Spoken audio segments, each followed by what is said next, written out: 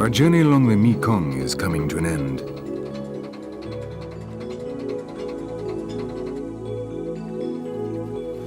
Before flowing into the China Sea in Vietnam, the river forms an extensive and complex delta known as the Nine Dragons. A network of 5,000 kilometers of natural and artificial canals carries the waters to the rice fields.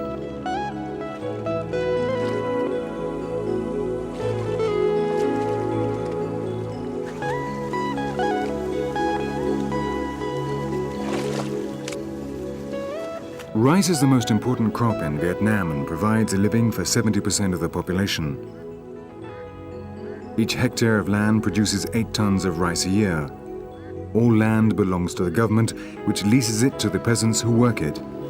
In exchange, they have to give 10% of the harvest.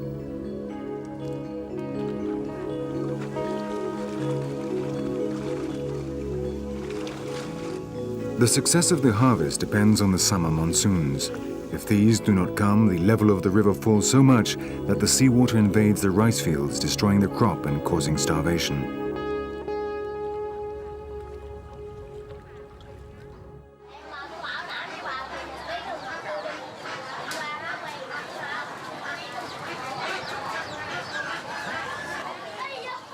Can Tho is the largest city in the delta. It's small in size but has a large population.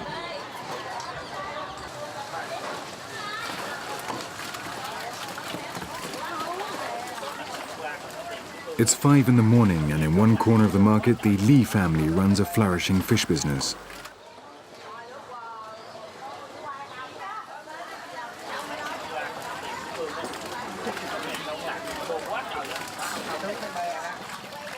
Wei is 30 years old, and she is responsible for organizing the sale of the merchandise every morning. Her biggest customer is the government itself, which in turn sells to the restaurants and the workers in the state factories. Along with her, another 15 members of the family help to unload, classify and clean the fish.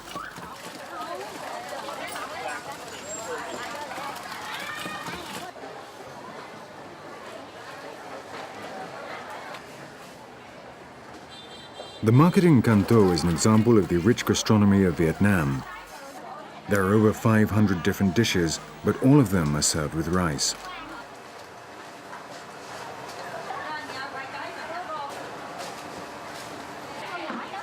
The Vietnamese boast that they eat everything that flies except the airplanes, everything that swims except the boats, and everything with legs except the tables. And they're not far wrong. Some market stalls sell delicacies which would turn the stomach of most Westerners.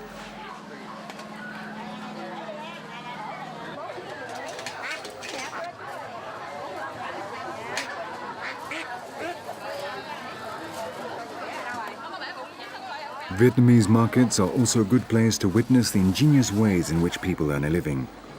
The air cleaners, a job with a long, venerable tradition, is a good example.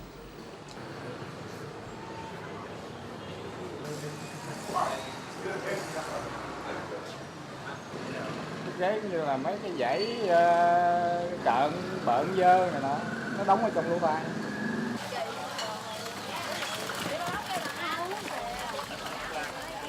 8 o'clock in the morning and the Lees are still busy at work. They transport the fish in primitive fish farming boats. One of the Yue brothers and his eldest son, Dan, who's 12 years old, are responsible for unloading.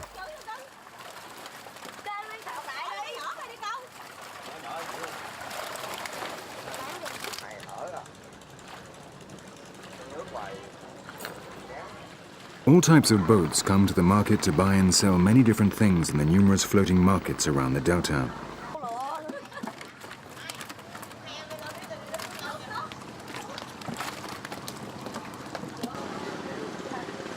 Most people live in small villages and never very far from the water, which is their only means of transport.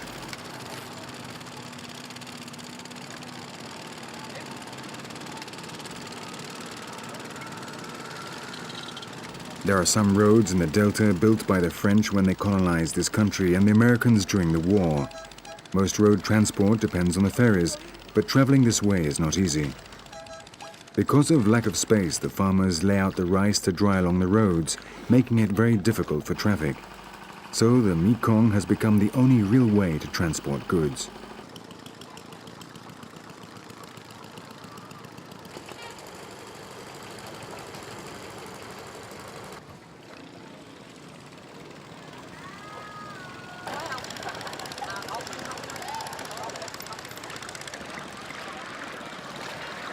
The small boats in turn supply the much larger ones which travel to the most remote villages of the delta.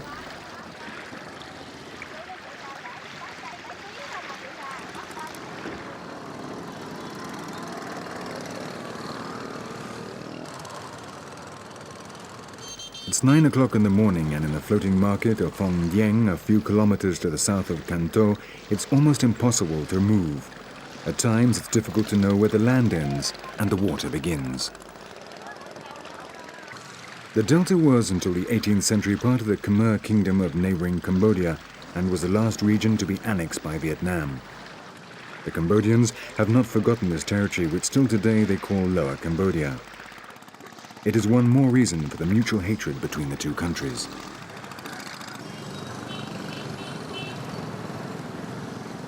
Like the river, the streets of Canton are bustling with people. We mustn't forget that 77 million people live in Vietnam, with a population density of 230 inhabitants per square kilometer.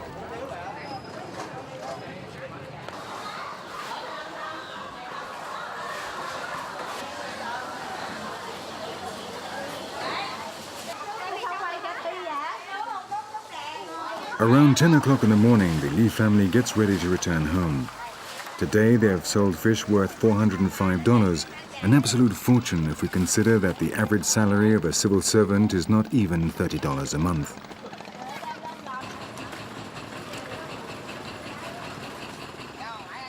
They're a typical upper middle class family with annual net income of almost $5,400.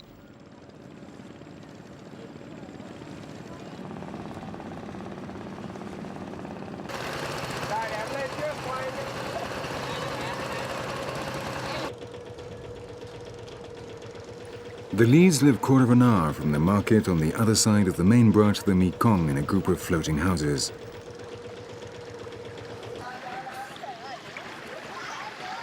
Their life revolves around the water and fishing, so much so that Tuang, the grandfather, spends his spare time trying to catch the odd little fish.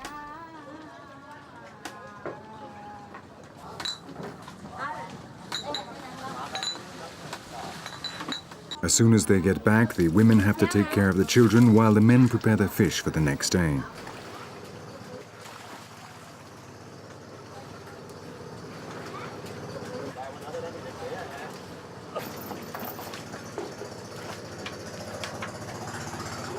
The technique they use to breed and store the fish is very simple but very effective. The fish are kept inside cages underneath the houses, and all they have to do to catch them is to lift the trapdoors in the floor and put down a net. The current of the river constantly renews the water inside the cages.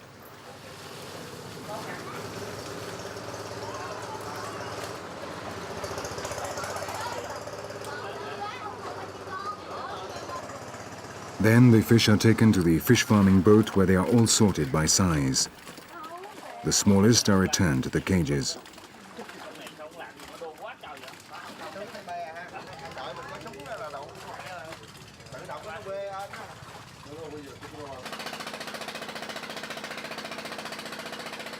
In another room, Nam Trang prepares the food for the fish, a paste made with flour and dried fish.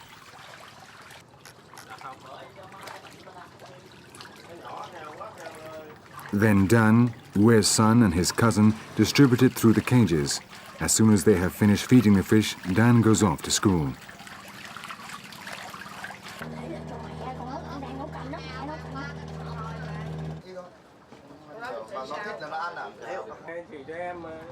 At 12 o'clock, all activity stops. It's time for lunch.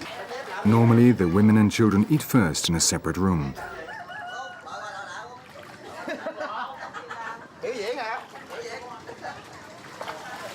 For the Lee family, lunch is almost a sacred ceremony, especially for the men.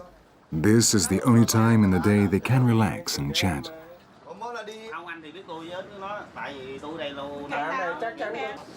Tại vì bia là sang, khoái bia là sang. Rẻ hơn thì không phải là rẻ hơn nhưng mà... Surrounded by a delicious variety of dishes of rice, vegetables and fish, they start eating, all the time laughing and discussing their favorite subject, the family business.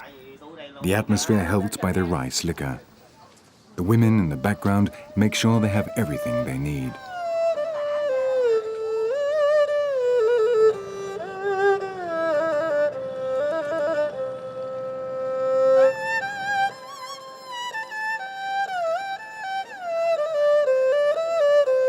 Soon it'll be night again, and little by little the inhabitants of the Mekong Delta return to their homes.